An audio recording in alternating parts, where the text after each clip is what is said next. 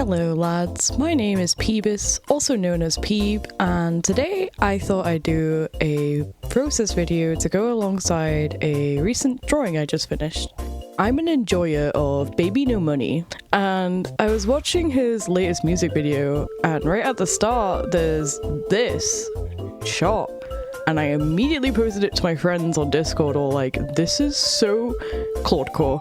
Claudecore being, well, Claude is one of the main characters in our comic Acts 1-9, and he is an angel who's been banished to Earth and has remained there for the last, like, 40 years. When I have introduced strangers or others to Acts 1-9, I typically tell people it's a comic about a cannibal serial killer discovering the existence of gods, demons, and angels. Also, there's an angel that does cocaine, so that's fun, and it usually gets a laugh or two. I'm funny, guys. My mum tells me so, and if my mum thinks I'm funny, then it must be true. So anyway, Claudecore is imagery of something typically associated with purity, doing something, or being impure. Dumpster angel vibes. Any imagery around a fallen angel in a dreary, scummy, contemporary human world is so very Claudecore. So you can see why, when I saw this shot, I immediately said, oh, I got to draw this. I gotta. Anyway, after I said this, my workplace became like 20% more toxic. I realized I can't get into a teaching course with government funding because I already have a master's degree. I slipped into a big old depression again, and when I'm depressed, I tend to just mindlessly do line work for the comic and forget anyone else exists. But I'm good now, kinda. So now that we have the background on why, let's get into the how. Before we get into the video, this video is sponsored by me. I work full-time doing an actual job that I hate a lot, and I would like to become a full-time artist one day. So I have a KOFI. You can read our comic early if you subscribe for £1 singular each. Just a little bit of help would do a lot. I'm actually planning on quitting my job because it's incredibly toxic and bad. I can't go into it because I actually signed an NDR when I signed the contract for my job, so just know that things are bad, and I would really like to not do the thing I do for my job anymore. If you would like to subscribe, that would be nice. Liking the video would be nice. I get really embarrassed doing this kind of thing. Anyway, let's get into the video. To start, we do some sketching, obviously. That's how all drawings start. Well, most drawings. I'd say at least 50% of drawings start with sketches. I'll be honest, my sketching has been kind of piss poor recently. I used to be a lot better at actually just like mind to image, just put down, no issues whatsoever. But nowadays I tend to rely a lot more on the 3D modeler on Clip Studio, and it's pure laziness, and I'm constantly on a time constraint because I work full time and I only get like 5 to 6 hours of drawing time a day, not counting my days off where I typically do all day. I don't have a life. So anything that helps me speed up the process, I tend to do. Also, sketching has always been my least favorite part of drawing. I'd rather skip straight to lining, and I tend to do most of my thinking during the line work phase rather than the sketching phase. Sketching is just for blocking out the right shapes that line work me can mold and form into something good. So to briefly go over how I sketch, it goes something a little like this.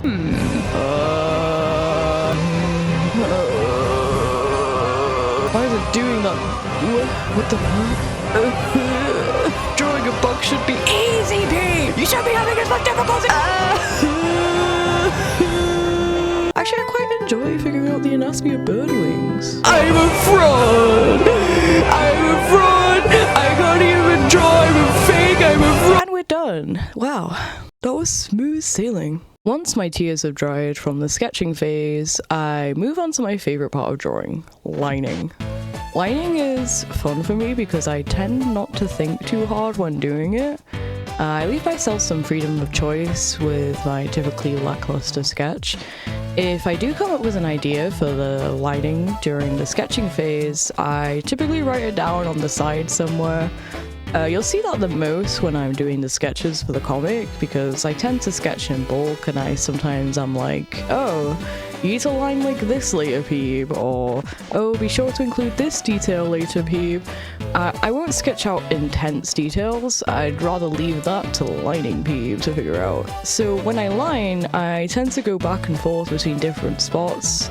I won't just line one spot in particular over and over again. I think I have a little bit of ADHD brain because, my god, I cannot stick to lining hair for more than 5 minutes at a time. When it comes to Claude's hair, I will do this a lot. It also gives me some time to refresh my eyes, my brain, because I can get quite lost in the hair source quite easily, and it can end up with no depth, just wave after wave, and your eyes get super lost then. Here, I go from working on the body while the hair is still half done to just straight up doing the wings. I remember while drawing this, I had such an urge to draw the wings. I was so eager to do them. I knew exactly how I wanted them to look, so I did it then and there. It's mostly beneficial to work on different areas simultaneously because my eyes can temporarily see how other people would, and I'm all like, whoa, I don't know what's going on here. Let's just darken that bit and that bit so we can understand what's going on here.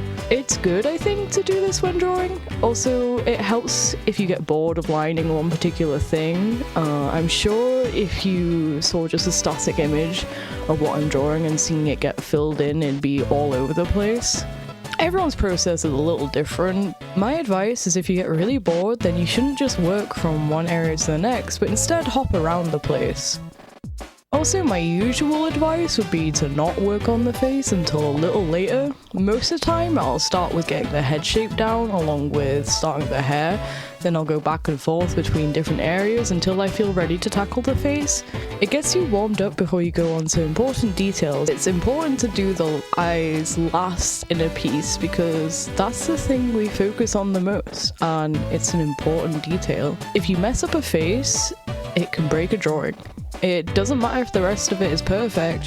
Humans are so locked in towards pointing out the canny versus the uncanny, it's wired into our brain. If you draw a face and it looks off in any way, people will see it immediately. So it's important when drawing that you figure out the face when you're feeling warmed up. And as I've been rambling, you probably skipped back, or you've straight up figured out that I started with the eyes. Painting is fun for me because I tend not to think too hard when doing it. I leave myself some freedom, which is bad, really bad. After I just went on this ramble, but it is a force of habit from earlier drawing days. I always used to start with the eyes. I would honestly say it's bad practice, because looking back on the finished piece, I'd say that the face is probably my least favorite part. I think I really messed up the overall vibe with the face, and I could have done a lot better job if I hadn't started with it. A few of the things that are important to me when drawing is getting my style down. I think the most distinctive part of my style is the line work. I take a lot of influence from both Western comics and manga and sort of smush them together to create my style. I consider a lot of weight how darkened areas are. The mix between shadow and light, except I usually go for hard shadow and hard light. I tend to do the obvious thing of having thicker lines in darker areas and thinner lines in lighter. Although it's important not to go too thin, or else things tend to get lost as the eyes get more drawn towards the darkened areas. It's kind of a hard thing to balance, and as I draw, you can probably see me kind of changing my pen to transparency just to like cut away at some of the darkened areas so it isn't just like this black swatch, because your eyes will become very distracted by it. I'd also say my art style is a little grunge. It's intentionally messy, as at the time of developing my art style I was often told my art was too clean and tidy. It looked too obviously digital, so I looked more into rougher textures and rougher styles. There's a lot of points where lines overlap or they don't look super tidy, and I'm okay with that. It's by design. It's supposed to look scratchy and a bit edgy.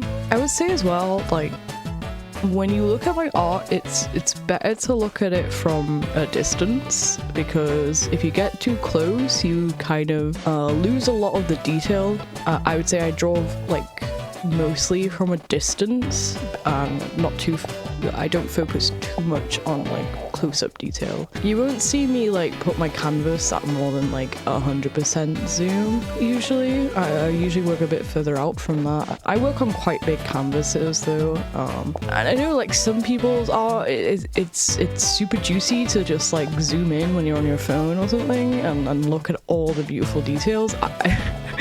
My art is like the opposite of that, and I don't know whether that's a good thing or not. I'm starting to think maybe it's a bad thing, but I'm not really sure what to do because I like the way I draw. Recently as well, I've been trying to do less softer lines, like when curves and edges have a more rounded look to them versus sharp. I'm actually not sure if my art would look better if it was sharper or softer. Let me know in the comments maybe. I haven't tried it yet, maybe a possible thing to do in the future. No matter how much I try, I tend to lean into more softer curves and edges. I don't know, I've always drawn that way. I've never really gone through the whole spiky anime style phase with the research-ins. I've always had this weirdly soft style. Maybe I should try being spikier.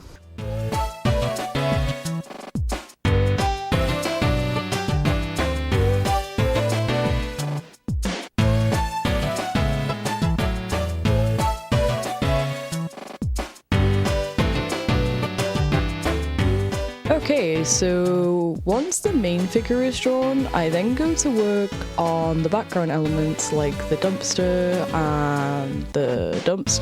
and also possibly there's a dumpster. And there's a little bit of wall and floor. Most of it is just simple shapes. I struggled a lot with the lid for some reason. You can see me, I kind of go back and forth a lot. Both of them were angled differently and they have bevels on the side. So I couldn't just draw two squares at different angles. That would have been a lot easier. But the shape is a lot more interesting with the two bevel cuts on the side. But it did hurt my brain for a bit, especially because of the perspective. I don't know why when I drew this, my head was really struggling with comprehending perspective, which is kind of unusual for me these days. I do quite a lot of perspective drawings.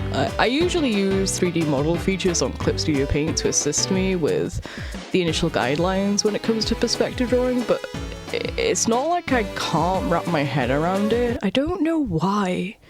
This dumpster, this actual bin, was making me feel so stressed with the perspective. It's not even that hard. It's not even that complicated. You're probably sitting there like, this guy's an idiot. And you're probably right, but I swear I usually don't struggle nearly this much with drawing background elements and perspective stuff. I just had a really off day when I drew this, but that's kind of when I became inspired to do a complete process video for this drawing. It's good to admit and recognize when you're having an off day with creativity. Looking at this now, I can see even more mistakes I made, but that's okay because I can learn from these mistakes. I know what to do now going forward. Art to me is experimentation and joy. It's a constant process of learning. It's always in its awkward phase.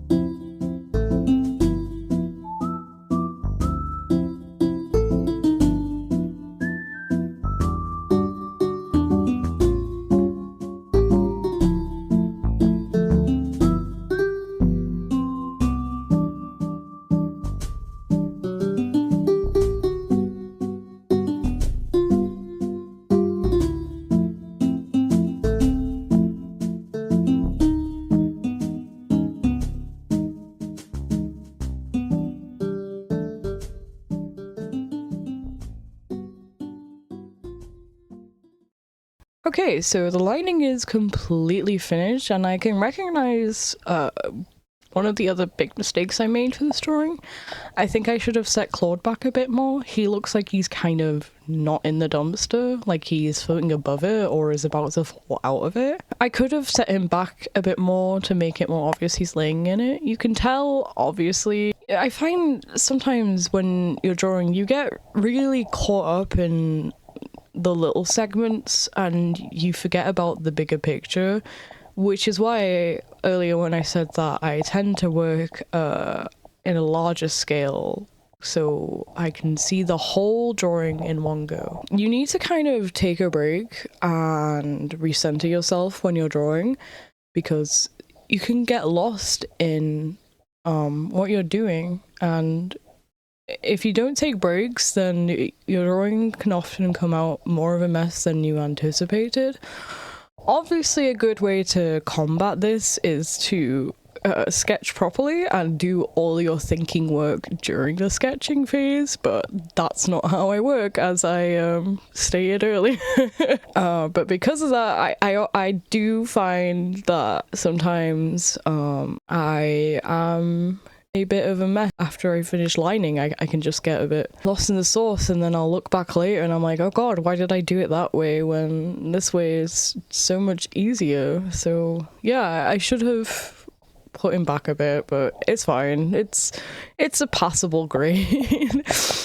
We're now on to the colouring part of drawing. I start with the flats, which is normal for digital art. I usually colour the whole object in one colour. If it's a person, I'll start with the skin colour and then build up from there using clipping layers.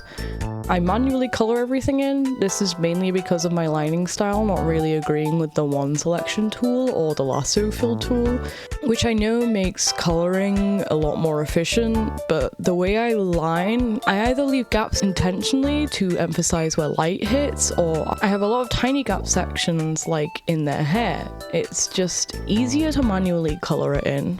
Plus, the pen I use for basically everything has a colour jitter, which means that the colour isn't flat when you apply. It's dependent on the subcolour too, which is why you see I set it to something other than black. The colour difference on what you set as the subtool can make a massive difference, especially when you have a more delicate pastel colours. So it's super important for Claude here to have a good subcolour set. It's also pretty important for our darker skin characters. Say now I set the subtool colour to white and do the skin tone from there, the colour will come out ashy and desaturated, which I know is a big no-no. I tend to put the subtool colour on a sort of neutral purple grey colour. Again, it varies from character to character. If I set it to pink, Claude's hair ends up looking too strawberry blonde when it's supposed to be washed out sandy blonde. I've also recently added a bit of a gradient to Claude's hair. I just think it adds some dimension to it because Claude's got pretty wild hair, and when it's all just one uniform light blonde colour, your eyes get a bit lost. I can point out easily with dark and light colours where Claude's hair ends and starts this way.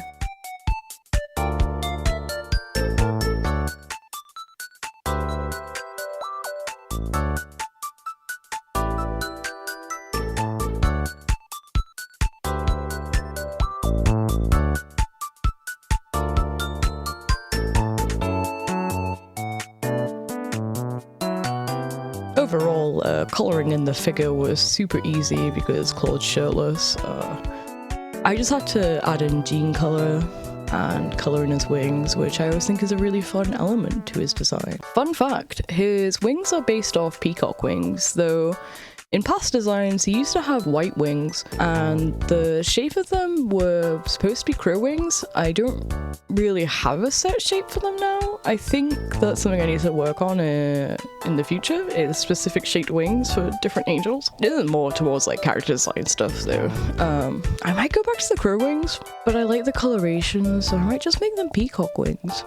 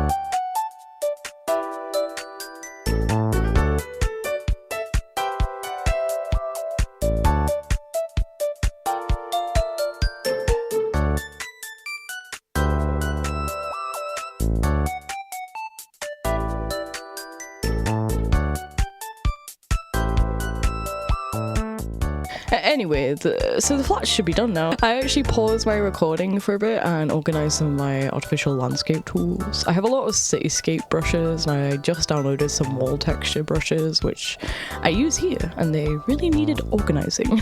Once the colouring is done, we can begin shading and oh, it's white again. So this is a kind of shading method I've started doing recently. I don't know if I like it, to be honest. I hate the fact that rendering a drawing can really make or break it because I put the most love into lining. I almost don't want to render my drawings because I get scared that any mistakes at this point will just take away the impact of the line work. But I shade in grayscale to begin with. This is just so I can focus solely on tone and not worry too much about colour theory stuff, which I'm bad at. Very bad.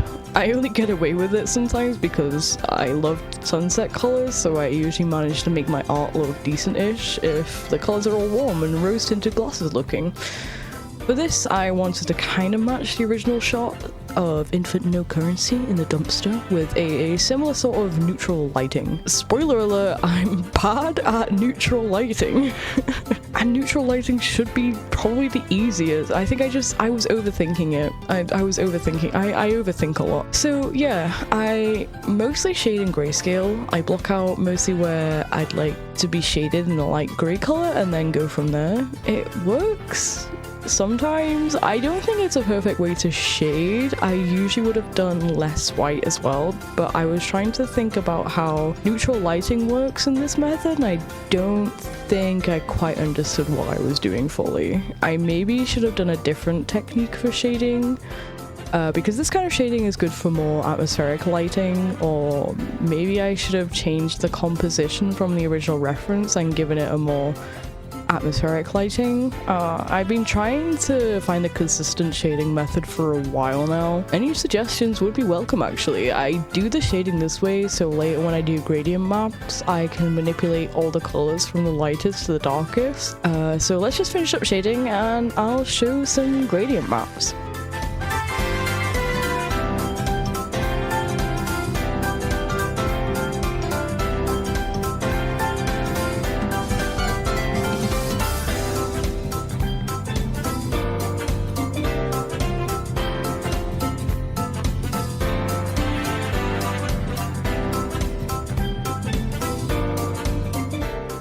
So I'm just going to go over what I typically do. I ended up not doing this for this drawing because I think because I was doing neutral lighting it wasn't working for me, but I start off doing what I would typically do to finish rendering a drawing. So now that I finished shading, I duplicate the shading layer, I set it underneath the main shading layer, lower the opacity, and set the layer type to normal. I will then open Edit, then Tonal Correction, and then Gradient Map. If it's your first time using gradient maps, you'll have a lot less than me. I recommend checking out the Clip Studio Asset Store or coming up with your own if you want. I really recommend the gold and silver ones.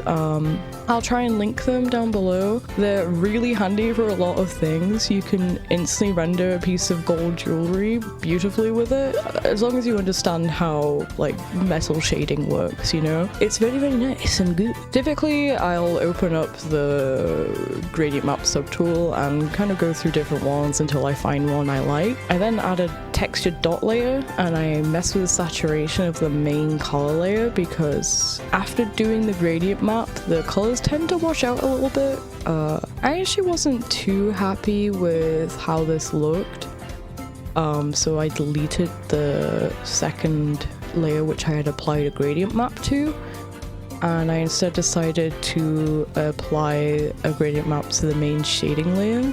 I settled on one eventually and messed with the opacity, and there we go. And it's done. I was actually pretty tired at this point. Sometimes I'll go a step further and have an add glow layer to create some highlights, but I tend not to like to go overboard on it because it can make a drawing look too shiny. I think it takes away from my darker line work style if it's too shiny. I decided to not apply an add. I think I would now, but I don't know, I was tired at the time and had been working on this drawing for around 6 hours over the course of 2 days, so I was ready to be done. Overall, this drawing is like, okay. I had a lot of fun with it, which is important when it comes to drawing. You need to draw for the fun of it sometimes. It's definitely not my best work, not my worst. I think, honestly, I need to retrain myself on anatomy stuff and do some more perspective practice because I hate feeling like I'm struggling with drawing. Thank you, bbno Money, for providing inspiration for me. If you'd like more drawing process videos, I don't mind doing them. I think it's beneficial to try and figure out how an artist's brain works so you can dissect it and rearrange it for your own work. I'm a very chaotic and messy artist, so I'm not sure if I'm the best person to dissect, but hopefully maybe you learned something from this or gained some kind of insight. I don't know. I'm always trying to find my footing when it comes to doing video stuff. I'm not always in a good state to do animation trend stuff. It gets pretty exhausting for me to try and keep up with what the gacha kids like to tween. This kind of video is probably more of what I'd like to do, but I think there's only so many times I can explain my drawing process because it's mostly the same every time. I don't know. Maybe I could dissect further into individual aspects of drawing, like a video on how to think when you line or something. Throwing out ideas. I'm more than happy to receive suggestions. And thank you for watching. If you would like to see more content from me, I would very much so appreciate a like, a comment, and subscribe.